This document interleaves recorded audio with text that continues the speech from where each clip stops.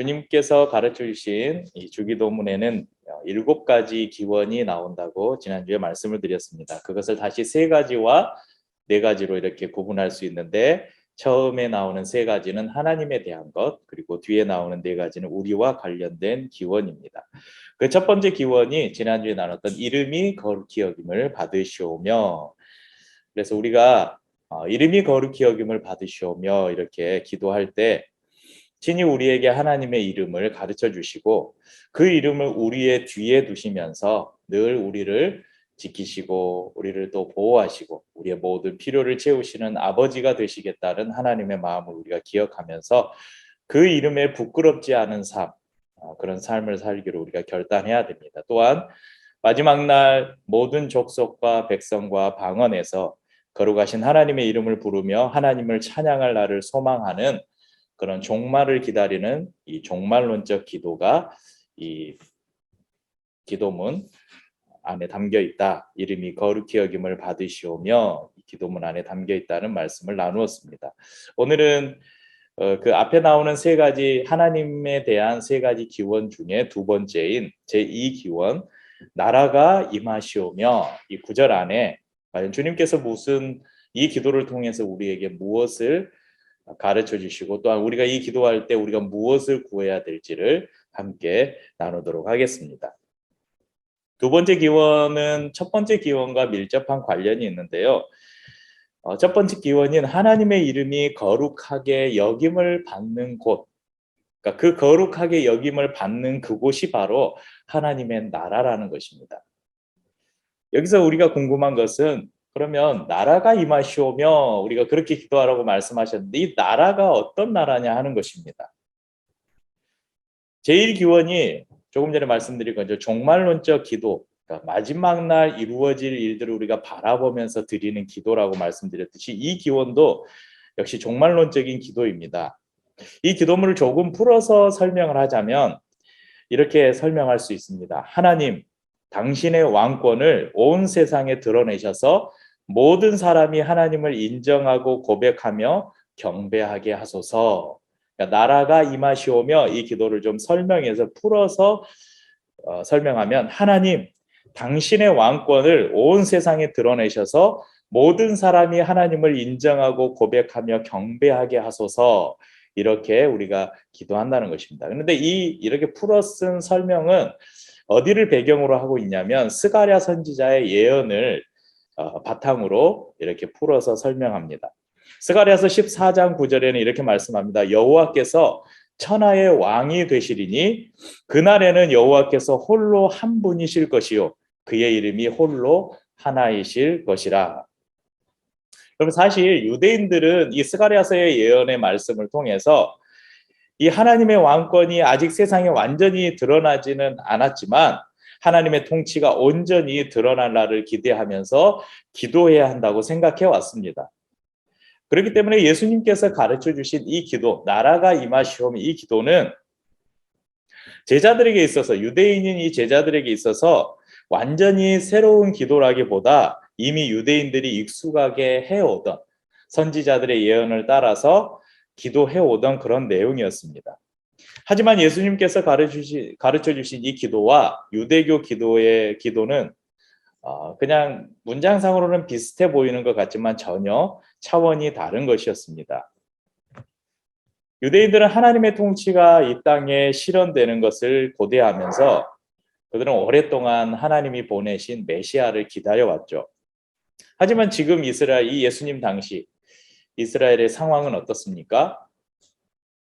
하나님의 통치는커녕 이스라엘은 지금 로마의 식민지가 되었습니다. 그래서 로마 황제의 통치를 받고 있었습니다.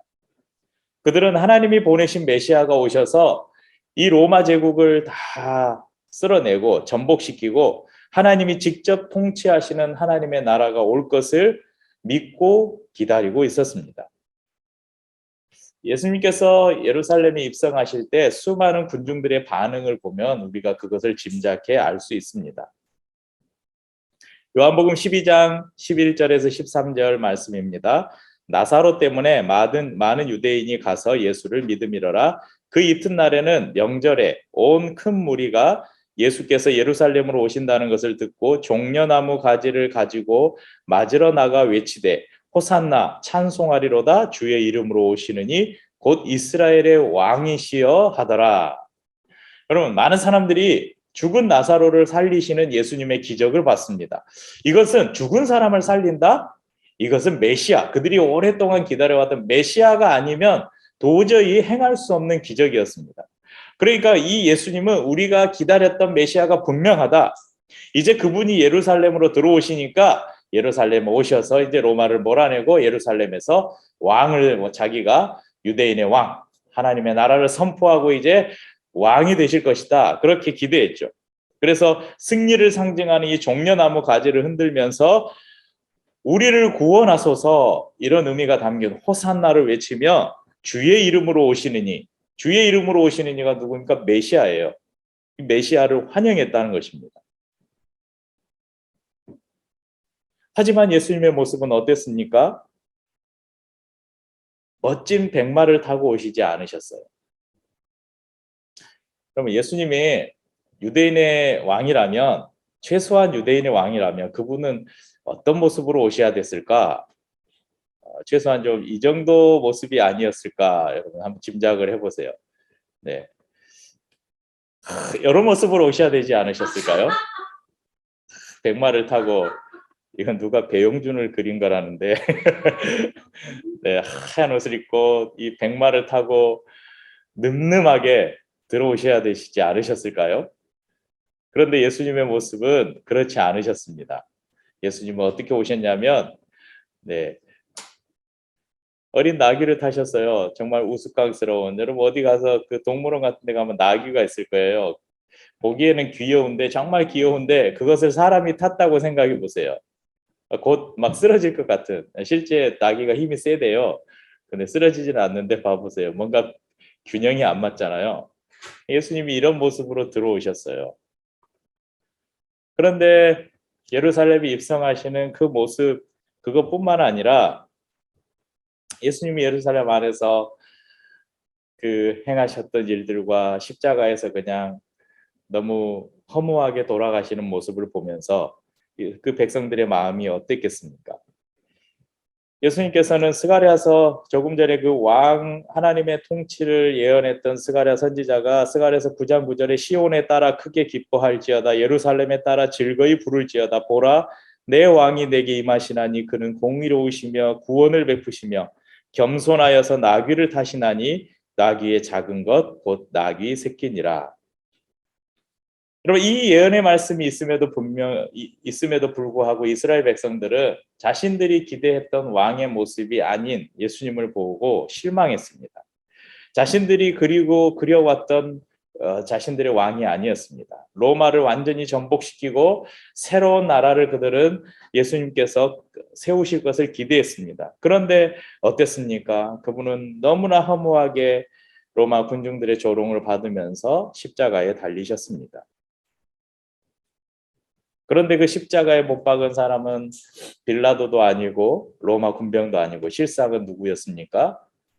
예수님을 종려가지를 흔들면서 자신들의 왕이라고, 우리의 메시아라고, 유대인의 이스라엘의 왕이라고 환호했던 그 군중들이 바로 예수님을 향해서 저 사람을 십자가에 못 박으라고 외쳤다는 것입니다. 그러면 백성들만 그런 것도 아니었습니다. 예수님을 3년씩이나 따라다닌 제자들은 어땠을까요? 마태복음 20장 20절에서 21절에 보면 이런 말씀이 있습니다. 그때에 세베대의 아들의 어머니가 그 아들들을 데리고 예수께 와서 절하며 무엇을 구하니 예수께서 이르시되 무엇을 원하느냐 이르되 나의 이 두 아들을 주의 나라에서 하나는 주의 우편에 하나는 주의 좌편에 앉게 명하소서 이렇게 기록되어 있습니다. 세베대의 아들은 누구냐면 예수님의 제자의 야고보와 요한입니다. 그러니까 야고보와 요한의 어머니 살로메가 예수님을 찾아와서 당신이 이스라엘의 왕이 되시면 제 아들 둘을 당신의 좌편 우편에 그렇게 앉혀주십시오. 여러분 지금 살로메가 나중에 그 완성될 천국 하나님의 나라를 지금 상상하고 지금 예수님께 요청하는 게 아니에요. 살로메도 무엇을 상상하고 있었냐면 예수님이 이제 이스라엘의 진짜 왕으로 이제 그분이 왕이 되실 것이다. 그런 기대를 가지고 조선시대로 비유하자면 예수님 당신이 왕이 되면 우리 야고보와 요한 한 명은 영의정 시켜주시고 한 명은 자의정 시켜주십시오. 이렇게 부탁하는 게 청탁하고 있는 것이에요. 요즘 시대로 지금 이제 한참 대선 전국이잖아요. 지금 막 유력한 대선 후보, 그러니까 유력한 대선 후보의 캠프에서 지금 우리 두 아들이 지금 열심히 선거운동하고 있어요. 그때 이 어머니가 그 유력한 대선 후보를 찾아가서 후보님 이제 곧 대통령이 되실 것인데 대통령 되시면 제 아들은 비서실장 좀 시켜주시고 제 아들은 총리 한번 시켜주세요. 이렇게 지금 청탁하고 있는 것이죠. 그런데 더 놀라운 것은 나머지 제자들의 반응입니다. 24절에 마태복음 20장 24절에 이 일의 사건을 다른 제자들 나머지 10명의 제자들이 들어요. 10 제자가 듣고 그 두 형제에게 대하여 분이 여기거늘 두 형제는 가만히 있었잖아요. 근데 어머니가 얘 둘을 데리고 가서 청탁을 한 거죠. 그러니까 나머지 제자들이 열받은 거예요. 아니 어떻게 그럴 수가 있냐고. 왜 다른 10명의 제자들이 분노했을까요? 하나님의 나라는 자리 나눠 먹고 그런 나라가 아니라고 생각했기 때문에 분노했을까요? 아니에요. 다른 제자들도 예수님이 왕이 되시면 예수님이 이제 이스라엘의 왕이 되시면 다들 한 자리 차지할 거 기대하고 있었다는 것이죠. 그런데 이 야고보와 요한의 어머니가 와서 따로 청탁을 하니까 그럴 수가 있냐고 나중에 우리 공로를 따져서 그 있잖아요. 뭐라 그러죠? 옛날에 조선 건국한 다음에 농공행상 맞죠? 농공행상을 해서 공을 논해서 상을 적당하게 이렇게 딱 나눠주는 농공행상을 통해서 이렇게 우리에게 이렇게 자리를 나눠줘야지 왜 청탁을 하느냐 이래 가지고 열받은 거예요. 그 말은 뭐냐면 이 제자들도 지금 예수님이 말씀하시고 있는 하나님의 나라를 인간적인 나라로 지금 바라보고 생각하고 있다는 것이에요. 그런 제자들을 향해서 예수님이 마태복음 20장 26절에서 28절에 이렇게 말씀하셔요. 너희 중에는 그렇지 않아야 하나니 너희 중에 누구든지 크고자 하는 자는 너희를 섬기는 자가 되고 너희 중에 누구든지 으뜸이 되고자 하는 자는 너희의 종이 되어야 하리라. 인자가 온 것은 섬김을 받으려 함이 아니라 도리어 섬기려 하고 자기 목숨을 많은 사람의 대속물로 주려 함이니라. 여러분 이 말씀을 통해서 우리는 예수님이 말씀하시는 하나님의 나라가 어떤 나라인지를 짐작해 볼 수 있습니다. 여러분 지금 지구 반대편 우크라이나에서 전쟁이 벌어지고 있죠. 예전에는 활과 칼을 든 전쟁이었다면 지금은 미사일과 전차와 전투기로 무차별적인 파괴와 살상이 이루어지는 그런 전쟁입니다. 여러분 세상의 나라는 힘과 권력으로 세워지는 나라입니다. 하지만 하나님의 나라는 겸손과 섬김과 희생으로 세워지는 나라입니다. 예수님께서 그것을 친히 보여주신 것이에요. 왜 그분은 어린 나귀를 타셨을까요? 왜 그분은 세리와 창녀와 고아와 과부들의 친구가 되셨을까요? 왜 그분은 말 한마디면 동원할 수 있는 여러분 예수님을 따르는 제자들뿐만 아니라 얼마나 많은 군중들이 있었어요. 그들에게 자 이제 무기를 들어라 하면 다들 무기를 들고 예수님을 따랐을 거예요. 아마 앞서 가서 로마를 무찔러라 그러면 아마 수많은 이스라엘 백성들이 다 들고 일어났을지 몰라요. 아니 그거 그냥 둘째치고 예수님께서 자기가 말만 하면 부릴 수 있는 12영도 더 되는 천사들을 동원해서 그 일을 할 수 없었겠어요? 그런데 예수님은 그렇게 하지 않으셨다는 것입니다. 그분은 그저 묵묵히 자기 앞에 주어진 십자가를 지셨습니다. 왜냐하면 이 땅의 진정한 하나님의 나라, 사람들이 생각하고 기대했던 나라가 아니라 하나님이 계획하신 하나님의 나라를 세우기 위함이셨습니다. 예수님이 이렇게 말씀하십니다. 누가복음 17장 20절 21절에 바리새인들이 하나님의 나라가 어느 때에 임하나이까 묻거늘 예수께서 대답하여 이르시되 하나님의 나라는 볼 수 있게 임하는 것이 아니요 또 여기 있다 저기 있다고도 못하리니 하나님의 나라는 너희 안에 있느니라. 예수님께서 공생의 사역을 시작하시면서 그분이 외치신 메시지의 핵심은 바로 하나님의 나라였습니다. 마가복음 1장 15절에는 이르시되 때가 찼고 하나님의 나라가 가까웠으니 회개하고 복음을 믿으라 하시더라. 또한 제자들을 파송하면서 그들에게 너희가 가서 무엇을 전해야 될지를 말씀을 주시는데 마태복음 10장 7절 가면서 전파하여 말하되 천국이 가까웠다 하고 천국은 하나님의 나라입니다. 천국이 가까이 왔다 그렇게 외치라는 것입니다. 하나님의 나라는 물리적이고 공간적인 개념을 뛰어넘습니다. 그렇기 때문에 우리가 인식하기 더 어려울 수 있습니다. 하나님의 나라가 가까이 왔다는 것은 하나님의 나라가 이미 임했다는 것은 예수님이 계신 곳, 예수님께서 계신 곳이 바로 하나님의 나라이고 예수님을 통해서 하나님의 나라가 이 땅에 임할 것임을 말씀해 주는 것입니다. 여러분, 예수님께서 이 땅에 오심으로 하나님의 나라가 가시적으로 드러나기 시작했습니다. 그 하나님의 나라가 겨자씨에 비유되기도 하죠.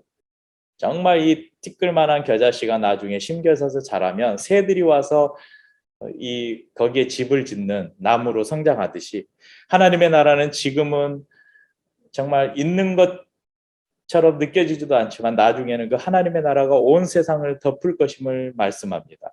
하나님의 나라는 일부는 감춰져 있고 또한 아직 세상에 하나님을 대적하는 세력들을 용납하고 있지만 그들을 심판하시고 그들을 심판하신 이후에 하나님의 나라는 온전하게 드러날 것입니다. 그럼 당시 유대인들은 예수님을 통해서 혁명이 일어나기를 기대했습니다. 예수님을 그들은 해방자로 기대하고 환영했습니다. 만약에 우리도 그 유대인들처럼 예수님 당시의 유대인들처럼 그런 기대를 갖고 그들이 오랫동안 기도해왔던 나라가 임하시오며 그런 마음으로 이런 기도를 한다면 우리도 총과 칼을 들고 우리도 예수님을 따라서 이 땅에 내가 기대하는 나라를 세우겠다 그렇게 나서는 것과 마찬가지가 됩니다. 하지만 예수님께서 가르쳐 주신 이 나라가 임하시오며 이 기도는 이 모든 것을 나의 노력이나 나의 어떠함이나 나의 기대가 아니라 하나님으로부터 기대하게 만듭니다. 정치적으로 문화적으로 하나님의 나라를 이루려는 노력이 아니라 원수를 사랑하는 것으로 먼저 그 나라와 의를 구하는 것으로 의를 위하여 핍박을 받는 것으로 세워가는 나라, 그 나라가 바로 하나님의 나라입니다. 빌라도 앞에서 신문을 당하시던 예수님께 빌라도가 묻죠. 네가 유대인의 왕이냐? 그때 예수님께서 이렇게 대답하십니다. 요한복음 18장 36절에 예수께서 대답하시되 내 나라는 이 세상에 속한 것이 아니니라. 만일 내 나라가 이 세상에 속한 것이었더라면 내 종들이 싸워 나로 유대인들에게 넘겨지지 않게 하였으리라. 이제 내 나라는 여기에 속한 것이 아니니라. 예수님은 하나님의 나라를 인간적인 방법으로 세우지 않으셨습니다. 만약 그럴 것이었으면 예수님은 수많은 군중들을 자기가 왕이 되기 위한 무기로 사용했을 것입니다. 천사들을 동원할 수도 있었겠죠. 하지만 그런 것들은 예수님의 방법이 아니었습니다. 예수님의 방법은 십자가를 지는 것이었습니다. 그렇기 때문에 우리는 기억해야 합니다. 우리가 주기도문을 하면서 나라가 임하시오며 이렇게 기도할 때 우리는 내가 기대하는 하나님 나라, 내가 기대하고 있는 그 나라에 대한 내 방법과 기대를 내려놓겠습니다. 이런 마음을 주님께 드리는 것입니다. 내가 기대하고 내가 만들어 놓은 나의 왕국을 포기하는 것입니다.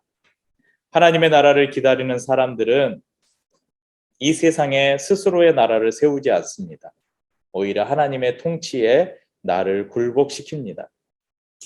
이는 동시에 하나님께서 대항하며 자신을 세상에 하나님께 대항하면서 하나님이 아니라 내가 이 땅의 왕이다 이렇게 속이는 이 사탄을 향해서 우리가 대적하고 선포하는 것입니다. 우리가 나라가 임하시오며 이렇게 기도할 때는 하나님의 나라를 대적하는 너희 사단을 향해서 나는 하나님을 대적하는 너희의 유혹에 넘어가지 않겠다 이렇게 선언하는 것입니다. 사랑하는 성도님들, 예수님을 통해서 하나님의 나라가 우리 안으로 들어왔습니다. 하지만 아직 완성되지는 않았습니다. 예수님이 다시 오실 때 그 나라는 비로소 완성될 것입니다. 우리가 조금 전에 불렀던 찬양의 가사가 오늘 이 말씀을 그대로 담고 있는 내용입니다. 하나님 나라는 이 땅에 이미 시작된 나라. 예수님이 오심으로 하나님의 나라가 우리 가운데 들어왔대요. 그러니까 예수님을 믿는 모든 사람들 안에 하나님의 나라가 임했대요. 하나님의 나라가 여기 있다 저기 있다 하지 말라. 하나님의 나라는 이미 너희 안에 있느니라. 그 너희 안에가 누구예요? 예수님을 마음속에 모신 그 사람의 마음 안에 하나님의 나라가 임했대요. 그러나 주님이 오시는 날 영원히 완성될 나라예요. 그러니까 그것을 신학적인 표현으로 제가 자주 말씀드리는데, 이것을 신학적인 표현으로는 이미와 아직의 긴장 관계 상태에 있다. 이미 임했지만 아직 완성되지 않았다. 그래서 이 땅에 있어서 하나님의 나라를 가장 잘 설명하는 표현은 이미와 아직이에요. 이미 임했지만 아직 완성되지 않았다. 우리가 그런 지금 하나님의 나라를 살아가고 있습니다. 그때까지 잠시 동안 이 세상에 하나님께서 하나님을 대적하는 세력들을 그 세력들의 활동을 허용해 두셨어요. 그래서 사탄은 오늘도 우리를 하나님의 나라에서 빼내서 자신의 나라로 우리를 끌고 가려고 늘 우리를 유혹합니다. 그럴 때마다 우리는 기도하는 거예요. 나라가 임하시오며, 우리가 기도할 때 나는 하나님의 나라의 하나님의 통치 가운데 있는 하나님의 백성이다. 이것을 우리가 선포하는 것입니다. 예수님께서 하나님의 나라를 세우신 방법대로 우리도 힘과 권력이 아닌 사랑과 희생과 섬김으로 하나님의 나라를 우리의 삶 가운데 이루며 살겠다는 결단을 드리는 것입니다. 그럼 오늘이 우리 규리의 교회가 6주년 되는 의미 있는 날입니다. 네, 절대 교회 생일을 잊어먹지 않은 이유는 오늘이 3월 6일이 또 저희 결혼기념일이어서 딱 그 첫 예배를 드린 날이 3월 6일이었어요. 그래서 6주년 특별한 또 날인데 주기도문을 잠깐 쉬고 다른 제목으로 교회 또 생일에 관련된 그런 교회에 관련된 말씀을 나눌까 그렇게 생각을 하다가 오늘 우리가 설교하는 순서에 나오니 나라가 임하시오며, 이 기도의 내용, 이것이 정말 지금 우리 교회에 우리에게 정말 필요한 말씀인 것 같아서 이 말씀을 그대로 준비를 했습니다. 하나님께서 이 땅의 천국, 곧 하나님의 나라를 미리 체험해 보도록 이 땅 가운데 허락하신 단 하나의 그 하나님이 만드신 그 조직이 하나 있어요. 그게 뭐냐면 교회입니다. 교회는 비록 불완전해요. 마치 하나님의 나라가 이 땅 가운데 임했지만 그 하나님의 나라가 완성되지 않은 것처럼 예수님께서 그분의 십자가를 통해서 이 땅에 교회를 세우시고 그분이 이제 부활 승천하시고 다시 오시겠다고 하셨는데, 이 땅 가운데 하나님의 나라가 임했다고 하시는데 그 하나님의 나라가 어디 가운데 임했냐? 바로 너희 안에 있다. 그 너희가 누구입니까? 그리스도를 주로 고백한 성도들이죠. 그리고 그 성도들이 한 자리에 모인 곳이 어디입니까? 교회입니다. 그러니까 교회는 성도 한 사람 한 사람인과 동시에 교회는 그리스도를 주로 고백하는 성도들이 함께 모여 있는 곳, 그것이 바로 교회죠. 하나님께서는 이 땅의 교회를 통해서 하나님의 나라를 미리 경험해 보시도록 하셨습니다.